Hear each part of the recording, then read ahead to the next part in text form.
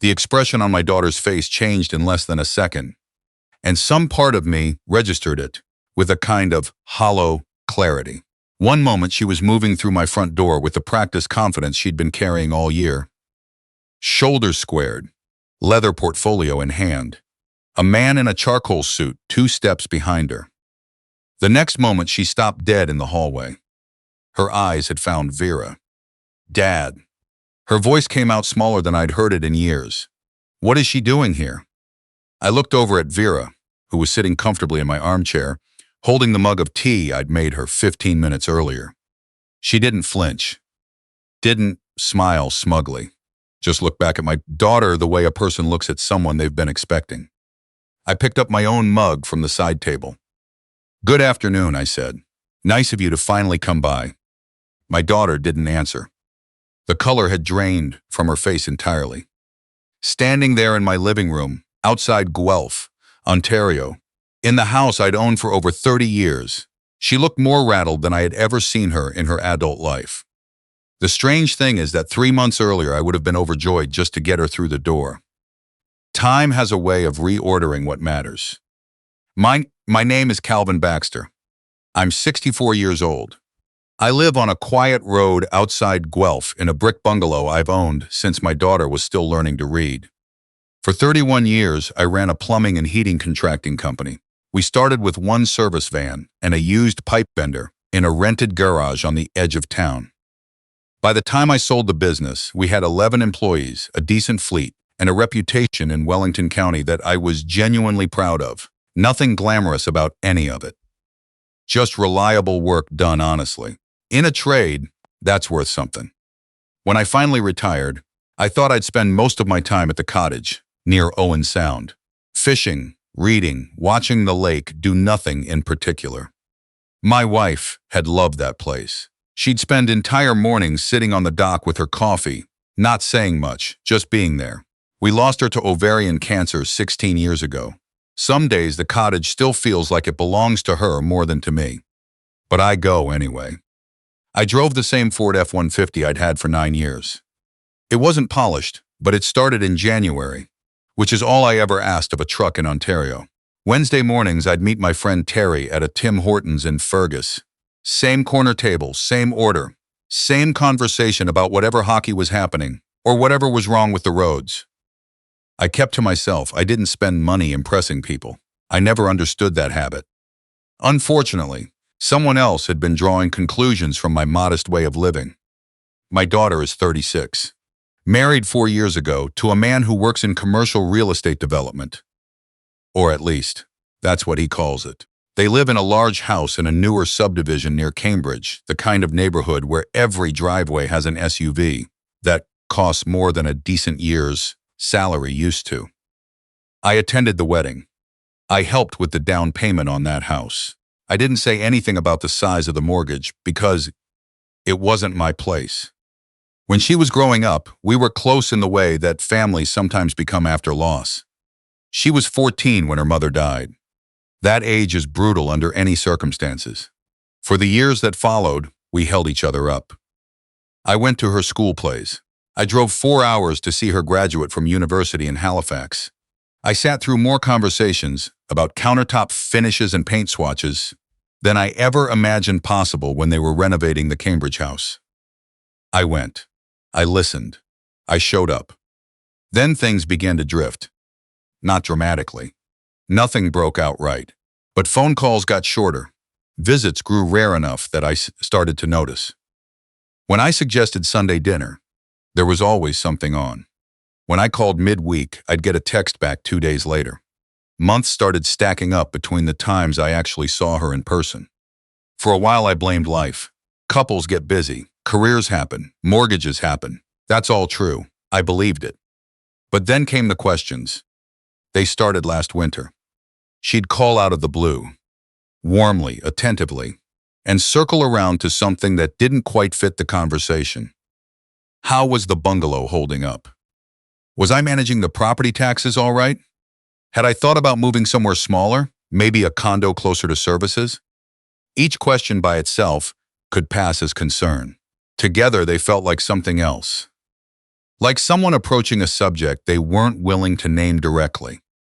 One evening, I was watching the Leafs blow a third-period lead when she called. After a few minutes of small talk, she asked whether I was still handling all my own banking, all my accounts and everything.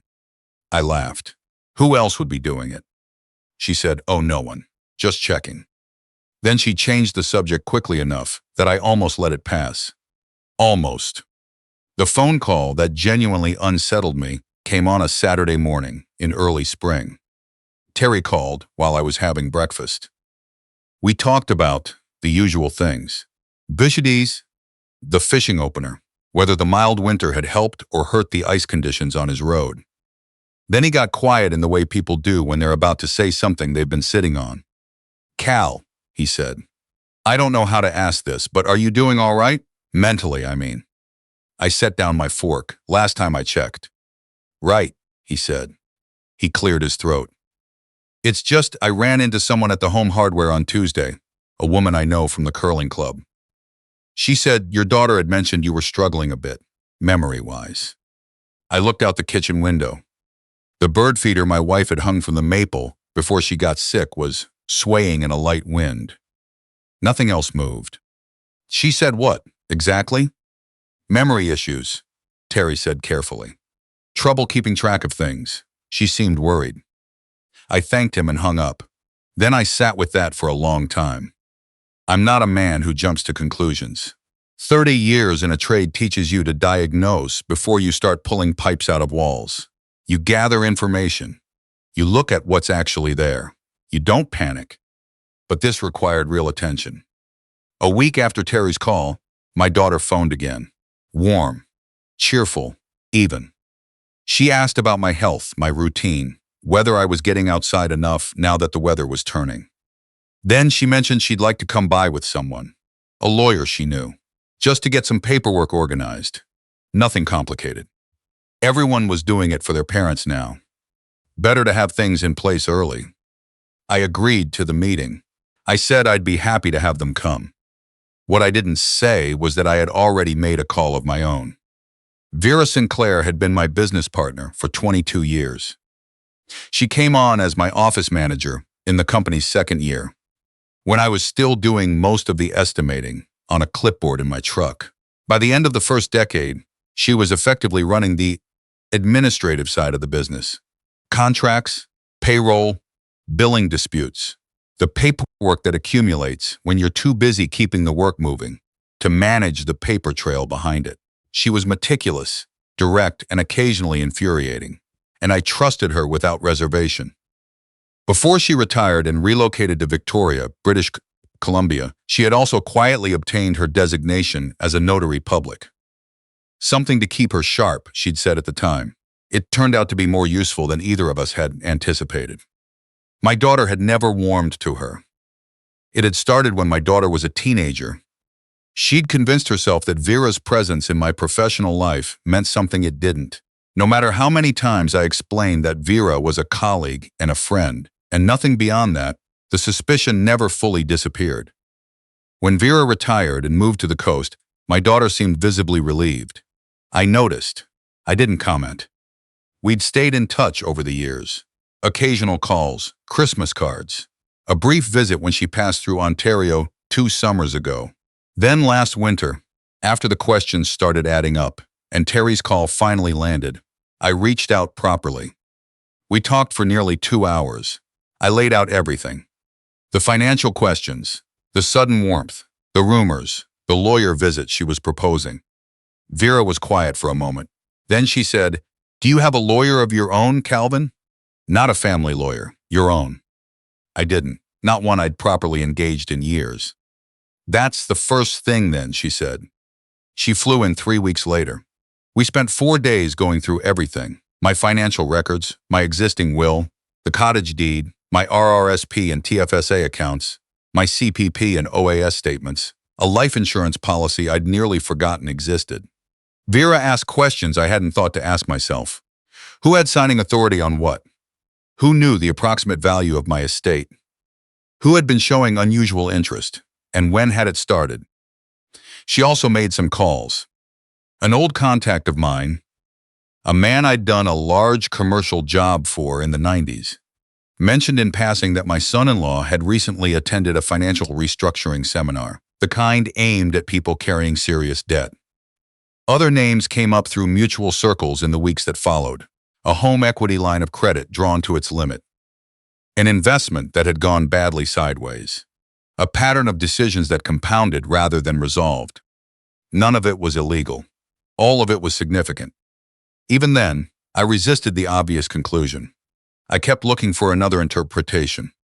Then one afternoon, Vera stopped reading through a stack of documents and looked up at me across the kitchen table.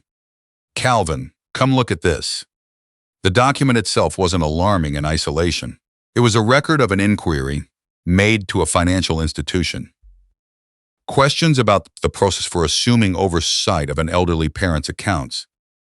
Under what circumstances a third party could exercise financial authority, how quickly transfers could be initiated with the appropriate documentation signed. No crime committed, nothing finalized, just questions asked. But the timing aligned precisely with when my daughter had begun asking her own. And the person who had made the inquiry was my daughter. I held the page for a long time. Vera said nothing. She waited, the way she always had, when she thought I needed to arrive somewhere on my own terms. Finally, I said, maybe she was just trying to plan ahead. Vera looked at me with an expression I recognized from 22 years of working together. The expression that meant she understood why I wanted to believe something, and she was sorry I couldn't. She was planning ahead, Vera said quietly. Just not for you. That night I didn't sleep. I lay in the dark, replaying every conversation from the past 14 months. Every question about the house, every burst of sudden concern about my health, every visit that had somehow circled back to money or property, or who would be managing things if something happened to me. Around 2 a.m, I got up and made tea I didn't drink. I stood in my kitchen with the lights off, leaning against the counter, looking at a photograph my daughter had framed for me, years earlier. The three of us at the cottage, me, my wife, and my daughter at maybe 8 years old, all squinting at the camera in the summer light. She had a gap where her front teeth used to be. She was grinning like she'd just discovered something extraordinary. I stood there for a long time. For a moment, one honest, painful moment, I thought about just signing, whatever they brought. Just to keep the peace, just to keep my daughter. That's not a proud thing to admit. But it's true. That's how it works, I think. Not because you're foolish. Because you love someone, and love makes you want to find a reason not to believe the worst of them. I went back to bed. I didn't sleep, but I went back to bed. The next morning, Vera came over with a folder and set it on the table. She looked like she hadn't slept well either. "Sit down," she said. She placed 2 printed pages in front of me. She had contacted a retired realtor we both knew, a woman who'd sold several properties in my area over the years. My son-in-law had reached out to her. He'd described a bungalow outside Guelph, the square footage, the lot size, the approximate age of construction. He'd asked how quickly a property fitting that description might move in the current market. He'd used the phrase preliminary research. My house is not impressive by any measure. The floors creak. The kitchen is 15 years out of date. But my wife chose the curtains in the back bedroom. My daughter's height is penciled on the doorframe of the hallway closet. 6 marks from age 5 to age 11, the last one written in her own handwriting. I'd patched the driveway myself 3 times rather than repave it because I knew every crack and didn't mind them.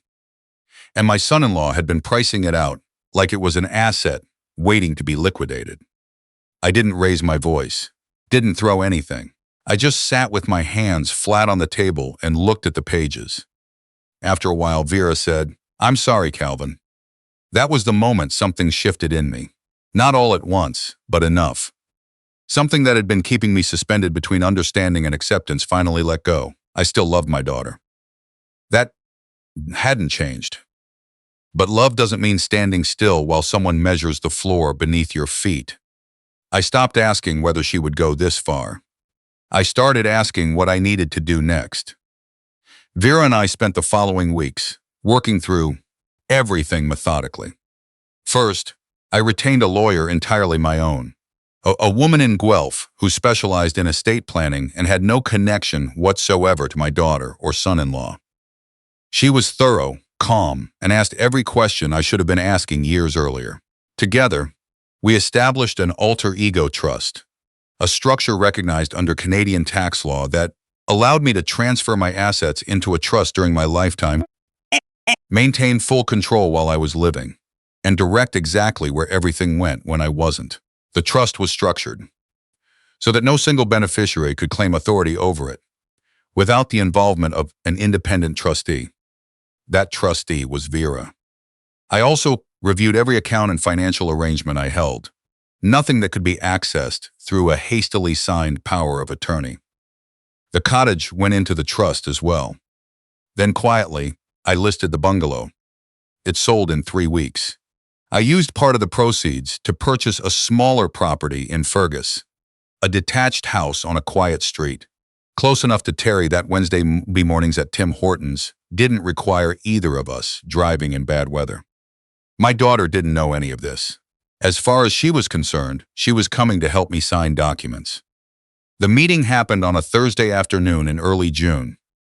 I had coffee ready. She came through my front door the way she had 1,000 times, and for a brief moment I felt the strangeness of that. How a house can hold so much history, and how people can move through it with entirely different intentions.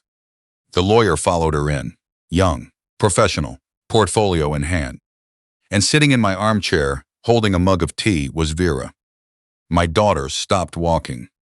The color left her face the way it had when she was a teenager, and been caught in a lie she hadn't fully prepared for. Her hand tightened on the portfolio strap. Dad. Her voice was smaller than I was used to. What is she doing here?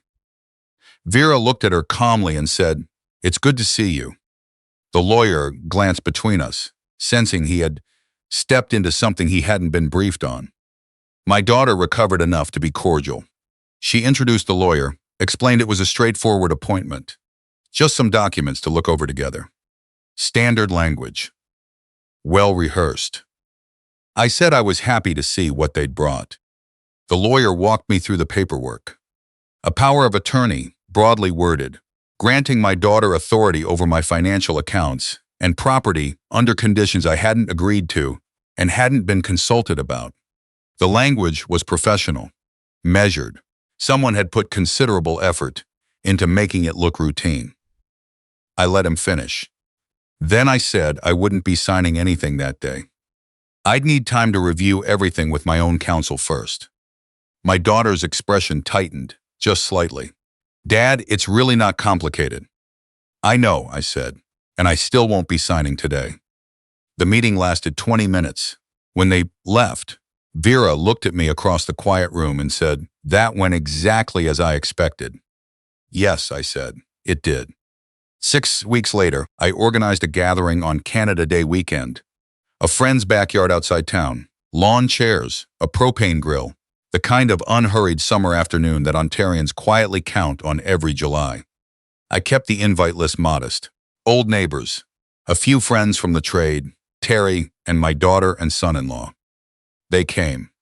My daughter hugged me when she arrived, longer than she had in months.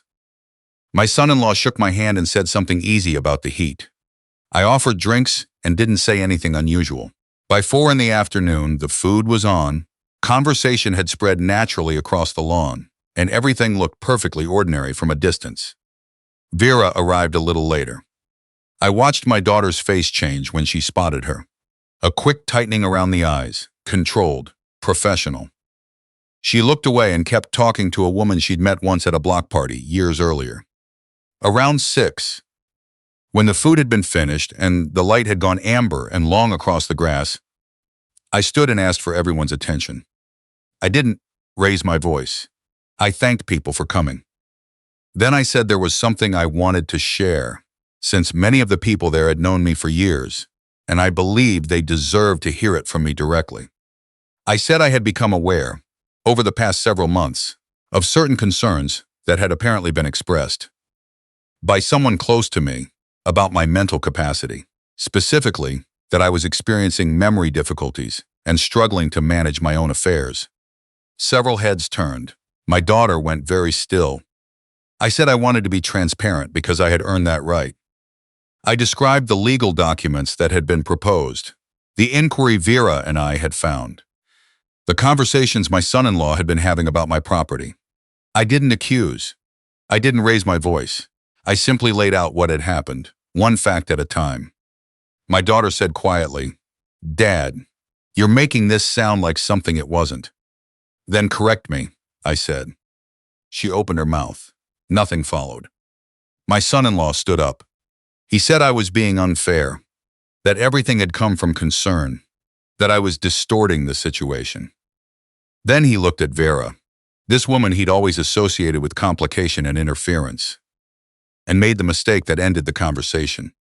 "Loud enough for the people nearest us to hear clearly," he said. "Whatever she's told you, whatever you're planning to leave her, the rest of this is a family matter." The yard went quiet. A few people looked at the ground. My daughter closed her eyes briefly. My son-in-law realized what he'd said. His jaw set. He stared at the grass. I let the silence hold for a moment. Then I said, "Vera isn't inheriting anything." Everyone was listening now. "She serves as an independent trustee," I continued, "to manage assets I've already transferred." My daughter looked up at me. "Transferred where?" "A trust, established 4 months ago." I paused. "The bungalow sold in May. I've already moved to Fergus." She stared. "You didn't say." "No," I said. "I didn't." I reached beside my chair for a folder, not for effect. I simply had everything documented, and I wanted it clear. My estate is structured to fund apprenticeship bursaries for young people entering the skilled trades here in Wellington County. The announcement goes to the college next week. Nobody said anything for a long time. My daughter looked like she was searching for the beginning of a conversation she no longer knew how to have. My son-in-law sat back down slowly. A sprinkler was running somewhere nearby. The sound of it was steady and indifferent, the way summer sounds often are when everything else has gone serious. My daughter stood. My son-in-law stood with her. She looked at me once, and what I saw in her face wasn't anger. It was harder to read than anger. It looked something like recognition. Like someone seeing a thing they had hoped wasn't there. They walked out through the side gate without saying goodbye to anyone. I heard 2 car doors, then an engine, then nothing. I sat back down and finished my coffee. The weeks that followed were quieter than I'd expected, which I suppose is usually how it goes when something that has been building for a long time finally comes to a head. I had already settled into the Fergus house by then. The rooms were smaller, which I had anticipated. The kitchen got morning light through east-facing windows, which I hadn't. I bought a small aluminum fishing boat and kept it at a friend's dock on a lake 20 minutes away. I spent mornings on the water. I caught things occasionally. I thought about things always. On Thursday evenings, I started volunteering at the trades college. Guelph, they were running a plumbing fundamentals course for first-year apprentices and needed someone with field experience willing to sit in and field questions. I wasn't teaching, exactly. More like being present and useful. It turned out to be the best 2 hours of my week. One Thursday, a young woman in the front row stayed after the session. She was 22, from a small town north of Orangeville, and she wanted to know how long it had taken me to land my first real contract. We talked for nearly an hour. Driving home on the 6, I realized something. I had spent the better part of a year protecting what I'd built, and almost no time thinking about why I'd built it, or who might carry something of it forward. That felt like a better direction to be moving. My daughter didn't call in June, not in July, not through August. I won't pretend that silence was easy. People imagine that protecting yourself from someone you love must feel uncomplicated. It doesn't. It feels like protecting yourself from someone you love, which is a different thing entirely. On a Tuesday evening in late September, I was eating reheated soup at my kitchen table and listening to the radio when my phone rang. I looked at the screen. My daughter. I sat with it for a moment. Then I answered. "Hi, Dad." She sounded tentative, older than I was used to. Not in years, but in the particular way people sound after they've lived through something they hadn't seen coming. We talked carefully at first. The weather, her work, my new neighborhood. The way two people talk when they're both trying to locate solid ground. Then, the careful conversation ran out of places to go, and the real one came forward. She took a slow breath. I kept telling myself it was about you, about being practical, planning ahead. She paused. But that was only part of it. I didn't say anything. I let her continue. We were in trouble, she said. Financially. We still are. And somewhere along the way, I started looking at things differently. Looking at you differently. Another pause. Longer this time. I didn't let myself see what I was doing. I looked out the kitchen window. The maple in the back corner had gone full orange in the last week.